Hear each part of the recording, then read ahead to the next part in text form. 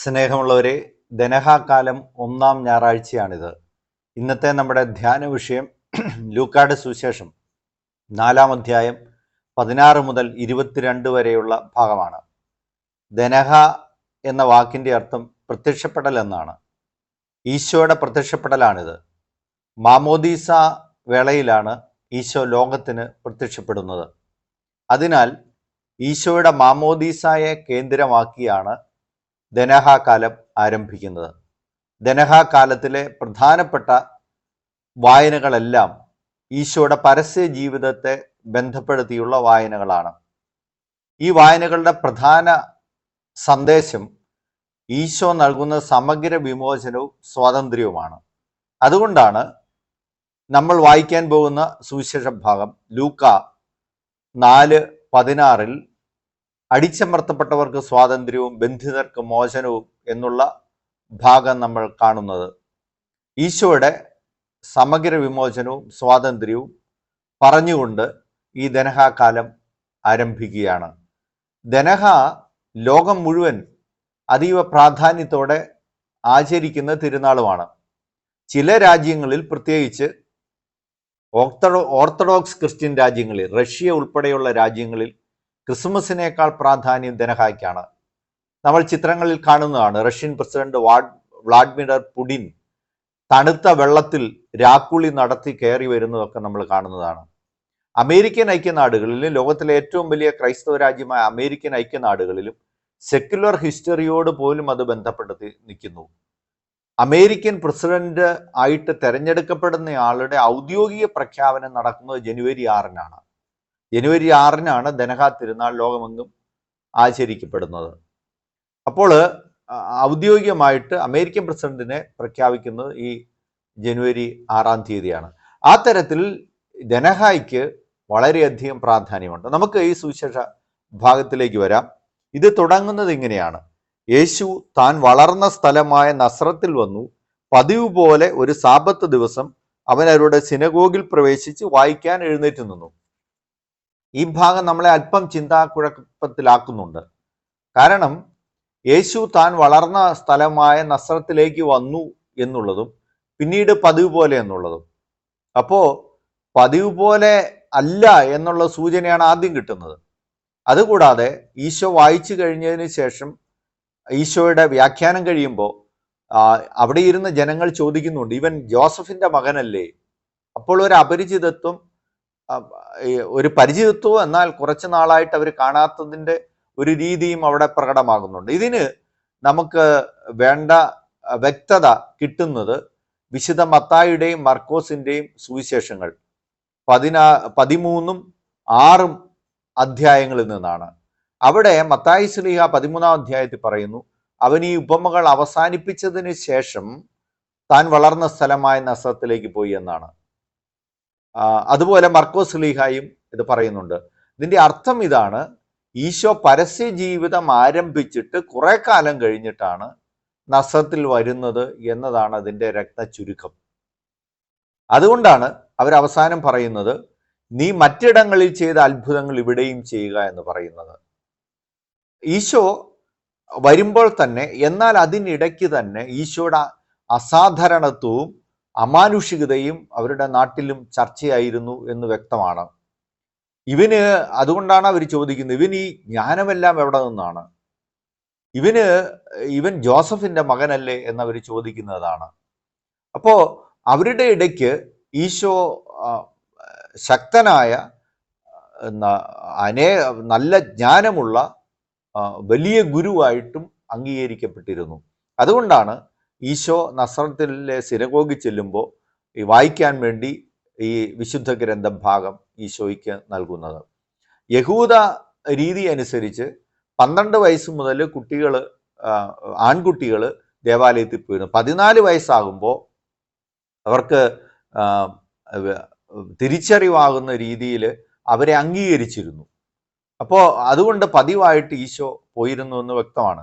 അതുപോലെ സിനഗോഗിനോട് ചേർന്നിട്ട് ആദ്യമ കാലഘട്ടത്തിൽ ഈശോയ്ക്ക് അടുത്ത ബന്ധമുണ്ടായിരുന്നു എന്നും വ്യക്തമാണ്. അതുകൊണ്ടാണ് ഒരു സ്ഥലത്ത് ശിഷ്യന്മാർ പറയുന്നത്, ജൈറോസിനെ ചൂണ്ടി പറയുന്നത് അവൻ നമുക്ക് വേണ്ടി ഒരു സിനഗോഗ് പണിയിച്ചു തന്നയാളാണ്, അതുകൊണ്ട് പോകണമെന്ന് പറയുന്നത്.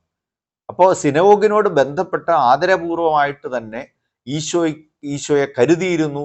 ആ സിനഗോഗുകളിൽ പ്രധാന ഒരു സ്ഥാനമുണ്ടായിരുന്നു. അല്ലെങ്കിൽ ഈശോയുടെ അനുയായികൾ തന്നെ സിനഗോഗുകൾ ആളുകളെ കൊണ്ട് പണിയിപ്പിച്ചിരുന്നു എന്നൊക്കെ ഇതിൻ്റെ അകത്ത് വ്യക്തമാണ്.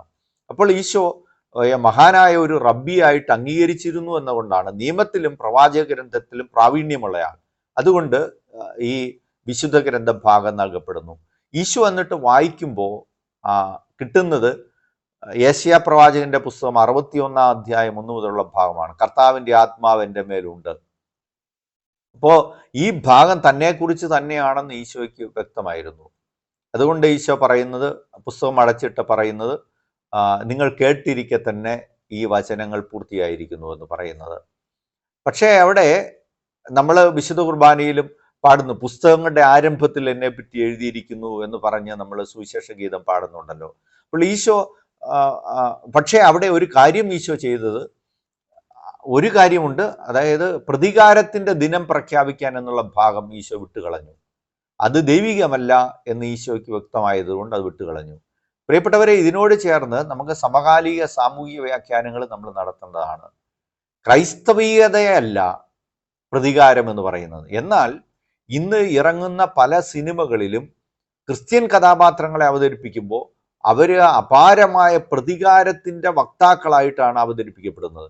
ക്രൈസ്തവ സംസ്കാരം യഥാർത്ഥത്തിൽ ഈ സിനിമകളിലെല്ലാം ശക്തമായി അപഹസിക്കപ്പെടുകയാണ്.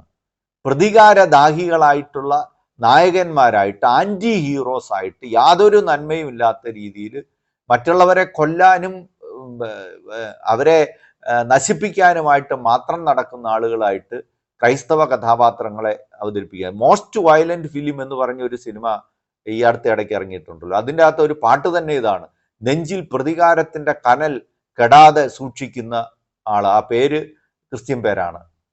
അപ്പോൾ ആ തരത്തിൽ നമ്മൾ അതിനെക്കുറിച്ചൊക്കെ ജാഗ്രത പുലർത്തണം. സുവിശേഷ വ്യാഖ്യാനങ്ങളിൽ പോലും നമ്മൾ ജാഗ്രത, അതിനോടനുബന്ധിച്ച് പോലും ഇതൊക്കെ പറയണമെന്ന് തോന്നുന്നു. കാരണം ക്രൈസ്തവ സംസ്കാരത്തിന്റെ അടിസ്ഥാനങ്ങളെ നിഷേധിക്കുകയാണ് ഈശോ. അതുകൊണ്ട് പ്രതികാരം എന്ന ഭാഗം വിട്ടുകളയുന്നു.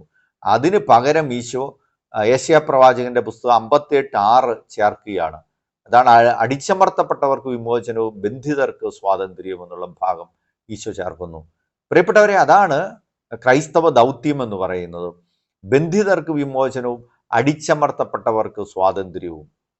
അതാണ് ഈശോ നൽകുന്ന സമഗ്ര വിമോചനവും സ്വാതന്ത്ര്യവും എന്ന് പറയുന്നത്.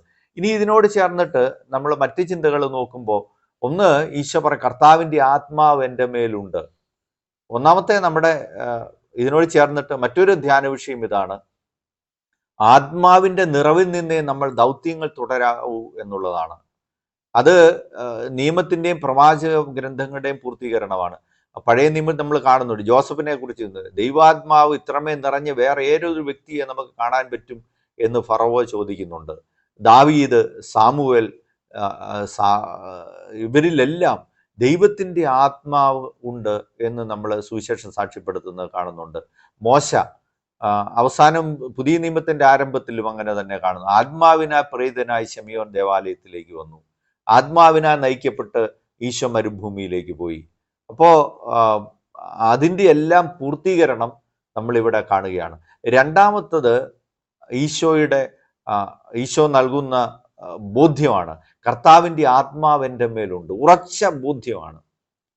പ്രിയപ്പെട്ടവരെ, നമ്മുടെ പല കാര്യങ്ങളും പാളിപ്പോകുന്നത് നമുക്ക് ബോധ്യങ്ങളില്ലാതെ പോകുന്നതുകൊണ്ടാണ്. ബോധ്യങ്ങളുള്ള മനുഷ്യർക്കാണ് മറ്റുള്ളവരെ നിയന്ത്രിക്കാനാകുന്നതും മറ്റുള്ളവരെ നയിക്കാനാകുന്നതും.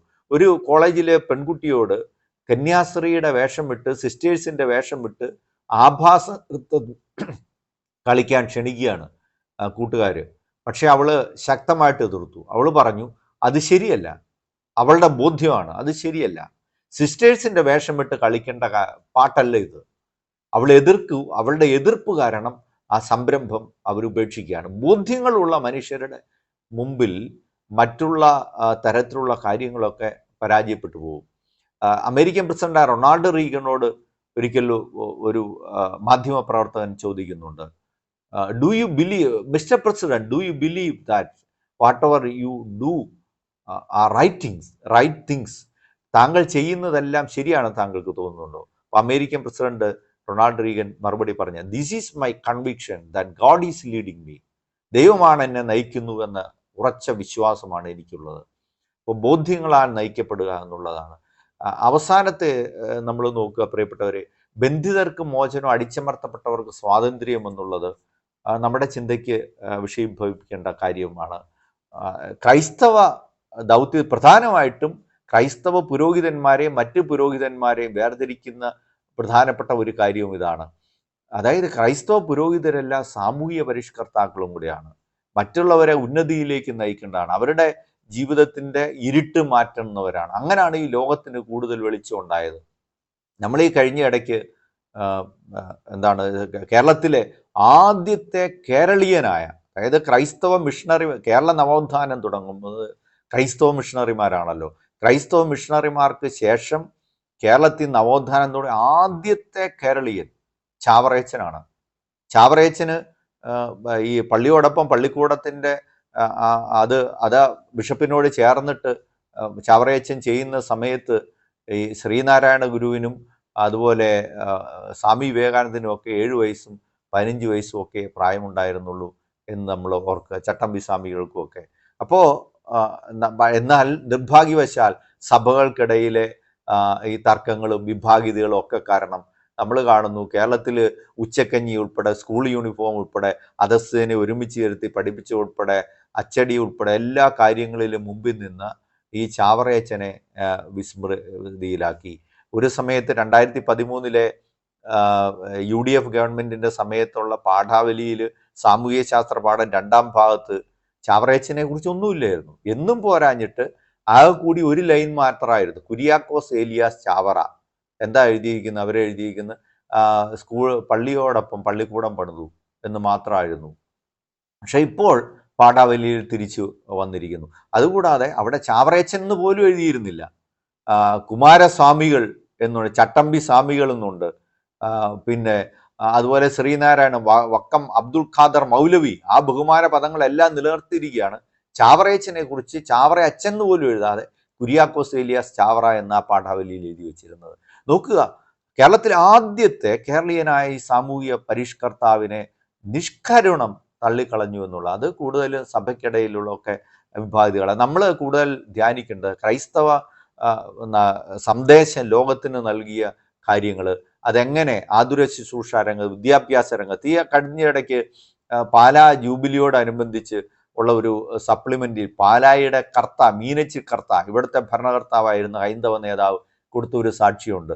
അദ്ദേഹം പറയാണ്, എൻ്റെ മക്കളും ഞാനും ഞങ്ങളെല്ലാവരും വിദ്യാഭ്യാസം നേടിയതും ഇന്നും ആശുപത്രികളിൽ പോകുന്നതും ഇവിടുത്തെ ക്രൈസ്തവ സ്ഥാപനങ്ങളിൽ നിന്ന് ആണ്. ക്രൈസ്തവ സ്ഥാപനങ്ങളിൽ നിന്നാണ് വിദ്യാഭ്യാസം നേടിയത്. ഞങ്ങൾ ആശുപത്രിയിൽ പോകുന്നത് അതാണ്. ഞങ്ങളുടെ സമുദായത്തെ എല്ലാവരെയും ശുശ്രൂഷിച്ചതും വളർത്തിയതുമെല്ലാം ക്രൈസ്തവ സഭയാണ്. ഈ ക്രൈസ്തവ സഭയാണ് ഇവിടെ മാറ്റങ്ങൾ കൊണ്ടുവന്നതെന്ന് അദ്ദേഹം സാക്ഷ്യപ്പെടുത്തുകയാണ്. ഈ ബോധ്യങ്ങൾ നമ്മുടെ യുവജനങ്ങളിലേക്കും നമ്മൾ പകർന്നു നൽകേണ്ടതുണ്ട്. നമുക്കറിയാം, അവർക്ക് പലർക്കും ഈ ബോധ്യങ്ങളില്ല, ക്രൈസ്തവ സഭയുടെ സംഭാവനകൾ എന്താണെന്നറിയില്ല.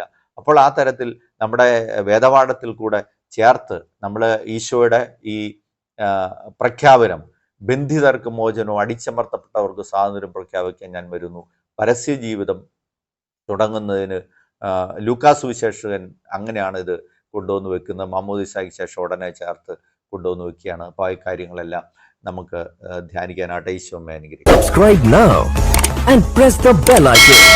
Never miss an update.